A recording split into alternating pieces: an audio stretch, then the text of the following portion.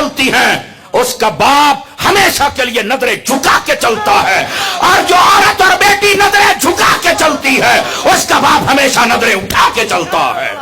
اب مرضی تمہاری ہے، آپ نے زمانے میں بے غیرتی کرنی ہے یا حضور کے دین میں آنا ہے۔ ان عورتوں کے لیے یہ میرا پیغام ہے، اور کاش کہ ہمارا یہ پیغام کوئی ان عورتوں تک پہنچائے۔ اور پھر کہتی ہیں کہ میرا جسم میری مرضی، خدا کی قسم تیری مرضی نہیں ہے۔ اگر تیری مرضی ہوتی تو تو جیسے چاہتی ویسے بنتی، تیرا قد پھر تیری مرضی کے مطابق ہوتا۔ تو چھوٹی ہے، سمجھ آئی نا، تیرا قد پورا ہوتا، لیکن ایسے نہیں ہوا۔ تو اپنا رنگ چٹا کرنے کے لیے کریمیں لگاتی ہے، پھر تو نہ لگا نا، تیری مرضی جو ہے اپنی مرضی کے مطابق بن جا۔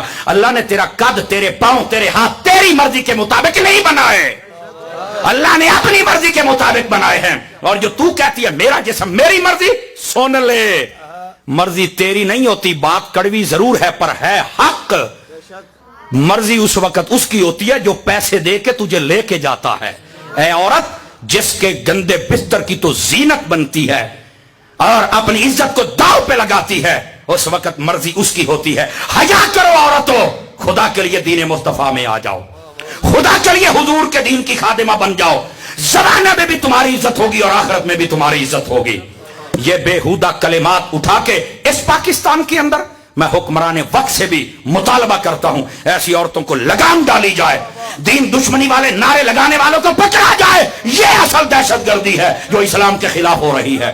ہمیں ایسے بے حیا لوگ نہیں چاہیے، ہمیں تو چاہیے مصطفیٰ کے دیوانے لوگ چاہیے۔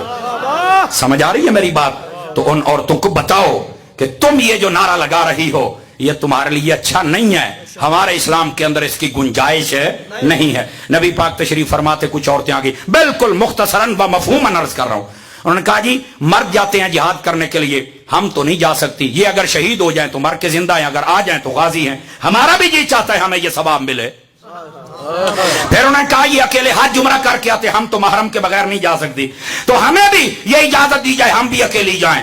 نبی پاک علیہ السلام نے فرمایا اور کچھ، انہوں نے اور بھی اپنے مطالبات بتائے کہ ہمارا یہ مطالبہ ہے۔ حضور اکرم نے فرمایا اب تمہیں دے دوں؟ انہوں نے سمجھا کہ اجازت ہے شاید، فرمایا بالکل حضور، ہمیں ہماری خواہش کے مطابق عطا کیا جائے۔ میرے نبی نے فرمایا دو چیزوں کی ضمانت دے دو، کاش کے عورتوں تک کوئی پیغام پہنچائے۔ کیا؟